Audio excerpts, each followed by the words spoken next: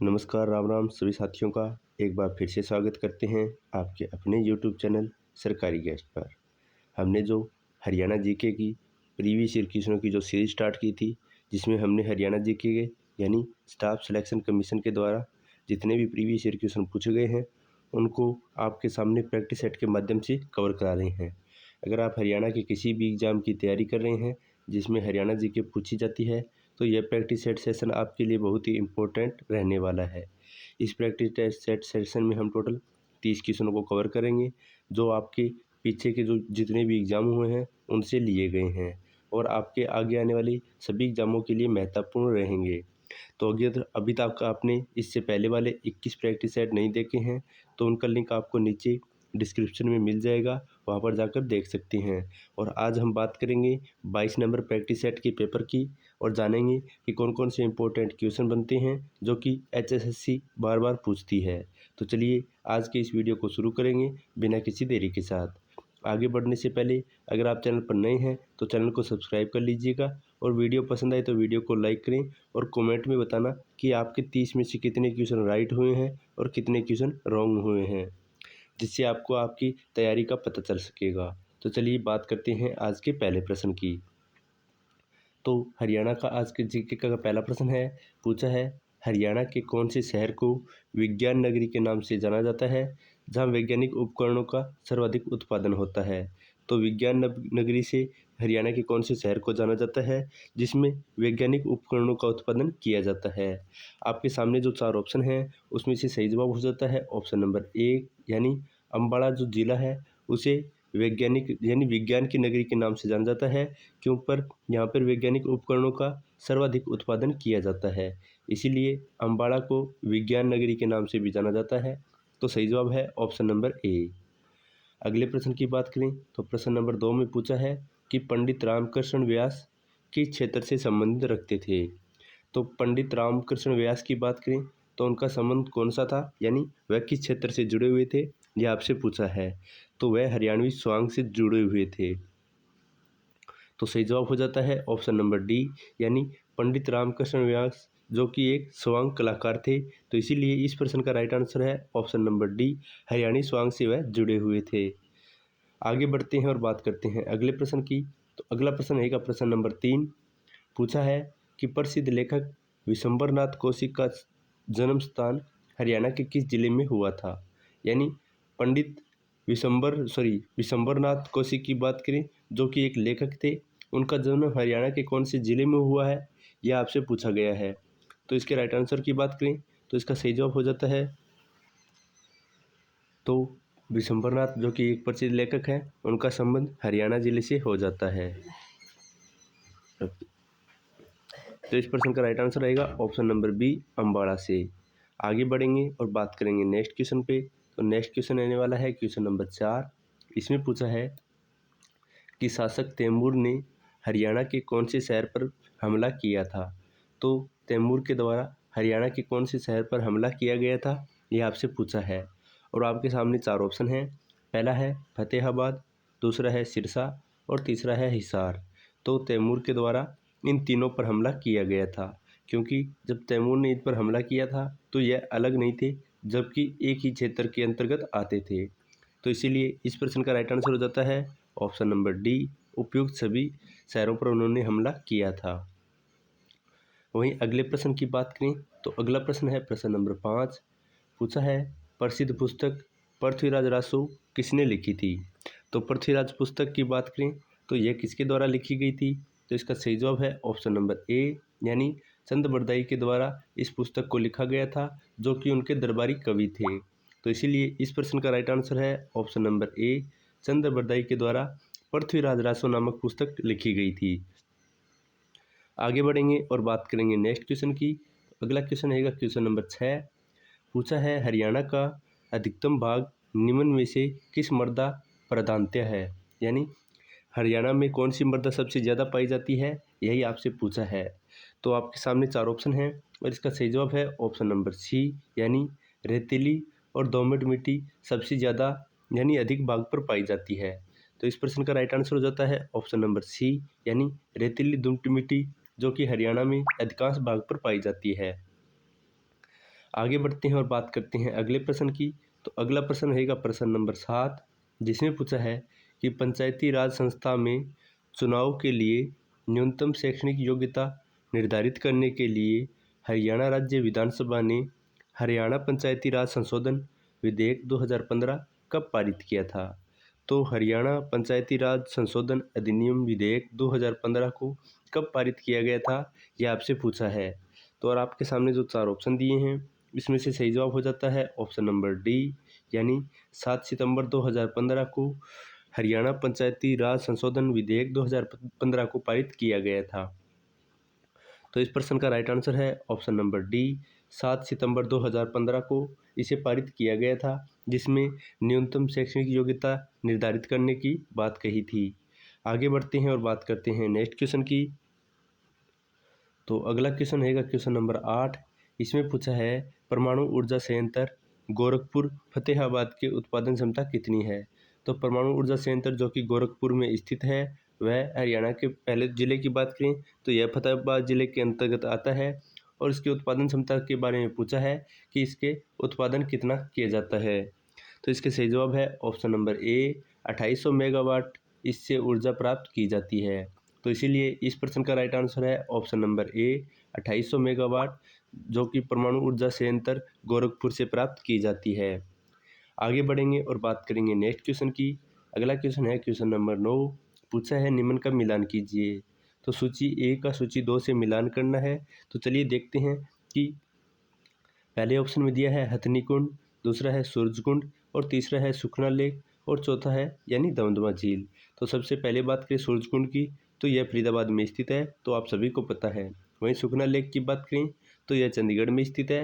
वहीं दमदमा झील की बात करें तो यह गुड़गांव में स्थित है। और हथनी कुंड की बात करें तो यमुनानगर में स्थित है। तो इसीलिए इसका सही जवाब हो जाता है 4। सॉरी, इसका तो मिलान करना पड़ेगा, जो मैंने आपको बताया है उसी हिसाब से इस के राइट आंसर की बात करें तो सूरजकुंड है फरीदाबाद में, यानी बी का 4, तो एक बी में है और एक सी में है। और सुखना लेक की बात करें तो यह चंडीगढ़ में स्थित है, यानी सी का 1, तो सी का 1 इसमें भी दिया है। और हथनी कुंड की बात करें तो यमुनानगर में ए का 2, तो इसका राइट आंसर हो जाता है ऑप्शन नंबर ए, यानी 2 4 1 3 इसका सही कथन हो जाता है। चलिए आगे बढ़ते हैं और बात करते हैं अगले प्रश्न की। तो अगला प्रश्न है प्रश्न नंबर 10, जिसमें पूछा है कि सलवाना का प्राचीन नाम क्या था। तो सलवान की प्राचीन नाम की बात करें तो वह कौन सा था, यह आपसे पूछा है। और आपके सामने जो 4 ऑप्शन है उसका सही जवाब है ऑप्शन नंबर ए, यानी सालुकिन, जो कि सालवान का प्राचीन नाम माना गया है। तो इसीलिए इस प्रश्न का राइट आंसर हो जाता है ऑप्शन नंबर ए, सालुकिन। आगे बढ़ेंगे और बात करेंगे नेक्स्ट प्रश्न की। अगले प्रश्न में पूछा गया है कि अष्टाध्यायी के रचनाकार कौन थे, यानी उनका नाम क्या था। तो अष्टाध्यायी की बात करें तो यह किसके द्वारा लिखी गई है, यह आपसे पूछा है। और आपके सामने जो 4 ऑप्शन हैं उसमें से सही जवाब हो जाता है ऑप्शन नंबर ए, यानी पाणिनि के द्वारा अष्टाध्यायी नामक पुस्तक की रचना की गई है। तो इसीलिए इस प्रश्न का राइट आंसर है ऑप्शन नंबर ए, पाणिनि के द्वारा। आगे बढ़ते हैं और बात करते हैं अगले क्वेश्चन की। अगला क्वेश्चन रहेगा क्वेश्चन नंबर 12, जिसमें पूछा है कि मुख्यमंत्री रत्न पुरस्कार किस क्षेत्र में दिया जाता है।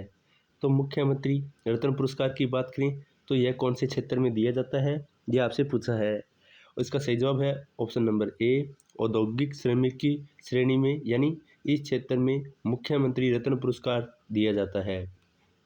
तो सही जवाब है ऑप्शन नंबर ए, औद्योगिक क्षेत्र में इसे दिया जाता है। आगे बढ़ते हैं और बात करते हैं अगले प्रश्न की। तो अगला प्रश्न है प्रश्न नंबर 13। पूछा है कि किस वर्ष से सूर्य पुरस्कार का नाम बदलकर सूर्य सम्मान कर दिया गया था। तो सूर्य सम्मान की बात करें, जिसे पहले सूर्य प्रकार पुरस्कार के नाम से जाना जाता था, तो उसका नाम कब परिवर्तित कर दिया गया था, यह आपसे पूछा है। तो इस प्रश्न का राइट आंसर हो जाता है ऑप्शन नंबर बी, यानी सन 2006 में सूर्य पुरस्कार का नाम बदलकर सूर्य सम्मान कर दिया गया था। तो राइट आंसर है ऑप्शन नंबर बी, 2006 में। अगले प्रश्न की बात करें तो अगला प्रश्न है प्रश्न नंबर 14, जिसमें पूछा है कि सोलर सिटी किसे कहा जाता है। तो सोलर सिटी के नाम से कौन से ज़िले को जाना जाता है, यह आपसे पूछा है। और आपके सामने 4 ऑप्शन हैं और इसका सही जवाब है ऑप्शन नंबर ए, यानी गुरुग्राम को सोलर सिटी के नाम से भी जाना जाता है। तो इसीलिए इस प्रश्न का सही जवाब है ऑप्शन नंबर ए, गुरुग्राम को। आगे बढ़ेंगे और बात करेंगे नेक्स्ट प्रश्न की। तो नेक्स्ट प्रश्न है प्रश्न नंबर 15। पूछा है कि हरियाणा पंचायती राज एक्ट 1994 को राष्ट्रपति की मंजूरी कब दी गई थी। तो हरियाणा पंचायती राज एक्ट 1994 को राष्ट्रपति के द्वारा मंजूरी कब दे दी गई थी, यह आपसे पूछा है। तो आपके सामने जो 4 ऑप्शन हैं उसमें से सही जवाब हो जाता है ऑप्शन नंबर ए, यानी 21 अप्रैल 1994 को राष्ट्रपति के द्वारा हरियाणा पंचायती राज एक्ट 1994 को मंजूरी दे दी गई थी। तो इसीलिए इस प्रश्न का सही जवाब है ऑप्शन नंबर ए, 21 अप्रैल 1994 को। आगे बढ़ते हैं और बात करते हैं अगले प्रश्न की। तो अगला प्रश्न है प्रश्न नंबर 16। पूछा है मुख्यमंत्री मुफ्त इलाज योजना की शुरुआत हरियाणा में कब की गई थी। तो मुख्यमंत्री मुफ्त इलाज योजना की बात करें तो इसकी शुरुआत हरियाणा में कब से की गई थी, यह आपसे पूछा है। आपके सामने जो 4 ऑप्शन हैं उसमें से सही जवाब है ऑप्शन नंबर बी, यानी जनवरी 2014 से मुख्यमंत्री मुफ्त इलाज योजना की शुरुआत हरियाणा में की गई थी। तो इसीलिए इस प्रश्न का सही जवाब है ऑप्शन नंबर बी, जनवरी 2014 से इसकी शुरुआत मानी गई है। आगे बात करते हैं नेक्स्ट क्वेश्चन की। तो अगला क्वेश्चन है क्वेश्चन नंबर 17। पूछा है मिड डे मील योजना की शुरुआत प्राथमिक स्तर पर हरियाणा में कब की गई थी। तो मिड डे मील की योजना की बात करें तो यह प्राथमिक स्तर पर हरियाणा में इसकी शुरुआत कब मानी जाती है, यह आपसे पूछा है। तो इसका सही जवाब हो जाता है ऑप्शन नंबर ए, यानी 15 अगस्त 2004 को मिड डे मील योजना की शुरुआत जो कि प्राथमिक स्तर पर हरियाणा में की गई थी। तो याद रखना है 15 अगस्त 2004 को। अगला प्रश्न है प्रश्न नंबर 18। पूछा है कि हर्षवर्धन ने चीन के सम्राट ताइत्यांग को दूत कब भेजा था। तो हर्षवर्धन के द्वारा चीन के सम्राट जो कि ताइत्यांग है को उनको दूत कब भेजा गया था, यह आपसे पूछा है। तो आपके सामने जो 4 ऑप्शन हैं इसका सही जवाब है ऑप्शन नंबर ए, यानी 641 ईस्वी में हर्षवर्धन ने चीन के सम्राट को अपना दूत भेजा था। तो इसीलिए इस प्रश्न का सही जवाब है ऑप्शन नंबर ए, 641 ईसा पूर्व में। अगला प्रश्न है जिसमें पूछा है प्रश्न नंबर 19 है। पूछा है देवी रक्षक योजना की शुरुआत हरियाणा में कब की गई थी। तो देवी रक्षक योजना की बात करें तो इसकी शुरुआत हरियाणा में कब से मानी जाती है। तो आपके सामने जो 4 ऑप्शन दिए हैं इसमें से सही रहता है ऑप्शन नंबर बी, यानी 2 अक्टूबर 2003 को देवी रक्षक योजना की शुरुआत हरियाणा में मानी जाती है। तो इस प्रश्न का राइट आंसर है ऑप्शन नंबर बी, 2 अक्टूबर 2003 को। वहीं आगे बढ़ेंगे और बात करेंगे नेक्स्ट क्वेश्चन की। अगला क्वेश्चन है क्वेश्चन नंबर 20। पूछा है कि मनरेगा का पूरे हरियाणा में विस्तार कब किया गया था। तो मनरेगा की बात करें जिसका अब नाम बदलकर जी राम जी कर दिया गया है, तो उसके बारे में पूछा है कि उसका विस्तार हरियाणा में पूर्ण रूप से कब कर दिया गया था। तो आपके सामने जो 4 ऑप्शन हैं इसमें से सही जवाब है ऑप्शन नंबर ए, यानी 1 अप्रैल 2008 को मनरेगा को पूरे हरियाणा में लागू कर दिया गया था। आगे बढ़ते हैं और बात करते हैं अगले प्रश्न की। अगला प्रश्न रहेगा प्रश्न नंबर 21। पूछा है कि प्रियदर्शनी आवास योजना की शुरुआत हरियाणा में कब की गई थी। तो प्रियदर्शनी आवास योजना की बात करें तो इसकी शुरुआत कब से मानी जाती है, यह आपसे पूछा है। तो इसके सही जवाब की बात करें तो इसका सही जवाब है ऑप्शन नंबर ए, यानी 8 जून 2013 को प्रियदर्शनी आवास योजना की शुरुआत की गई थी। तो इसीलिए इस प्रश्न का सही जवाब है ऑप्शन नंबर ए, 8 जून 2013 को। आगे बढ़ते हैं और बात करते हैं अगले प्रश्न की। अगला प्रश्न है प्रश्न नंबर 22। पूछा है कि कॉनफेड की स्थापना कब की गई थी। तो कॉनफेड की बात करें तो इसकी स्थापना कब से की मानी जाती है। तो इसके सही जवाब की बात करें तो इसका सही जवाब हो जाता है ऑप्शन नंबर डी, यानी जब हरियाणा को पंजाब से अलग किया गया था उसी समय 1 नवंबर 1966 को कॉनफेड की स्थापना की गई थी। तो इसीलिए इस प्रश्न का सही जवाब है ऑप्शन नंबर डी, 1 नवंबर 1966 को। आगे बढ़ेंगे और बात करेंगे नेक्स्ट क्वेश्चन की। तो नेक्स्ट क्वेश्चन रहेगा क्वेश्चन नंबर 23। इसमें पूछा है हरियाणा राज्य सहकारी आवास परिसंघ की स्थापना कब की गई थी। तो हरियाणा राज्य सहकारी आवास प्रसंघ की बात करें तो इसकी शुरुआत यानी इसकी स्थापना हरियाणा में कब की गई थी, ये आपसे पूछा है। आपके सामने जो 4 ऑप्शन हैं इसमें से सही जवाब है ऑप्शन नंबर ए, यानी 7 जून 1973 को हरियाणा राज्य सहकारी आवास प्रसंघ की स्थापना की गई थी। तो इसीलिए इस प्रश्न का राइट आंसर हो जाता है ऑप्शन नंबर ए, 7 जून 1973 को। आगे बढ़ते हैं और बात करते हैं नेक्स्ट क्वेश्चन की। नेक्स्ट क्वेश्चन है क्वेश्चन नंबर 24। इसमें पूछा है कि राजकीय राजमार्गों का रखरखाव किसके द्वारा किया जाता है। तो जो नेशनल हाईवे है उनका रखरखाव यानी उनकी मरम्मत करने का कार्य किसके द्वारा किया जाता है, ये आपसे पूछा है। आपके सामने जो 4 ऑप्शन हैं और इसका सही जवाब हो जाता है ऑप्शन नंबर ए, यानी लोक निर्माण विभाग के द्वारा जो नेशनल हाईवे होते हैं उनके रखरखाव किए जाते हैं। तो इसीलिए इस प्रश्न का सही जवाब है ऑप्शन नंबर ए, लोक निर्माण विभाग के द्वारा इसका रखरखाव किया जाता है। आगे बढ़ते हैं और बात करते हैं नेक्स्ट क्वेश्चन की। अगला क्वेश्चन है क्वेश्चन नंबर 25, जिसमें पूछा है कि हरियाणा की प्रथम पत्रिका कौन सी थी। तो हरियाणा की प्रथम पत्रिका की बात करें तो वह कौन सी मानी जाती है, यह आपसे पूछा है। और आपके सामने जो 4 ऑप्शन दिए हैं उसमें से सही जवाब है ऑप्शन नंबर डी, यानी हरियाणा शोध पत्रिका, जिसे हरियाणा की प्रथम पत्रिका माना जाता है।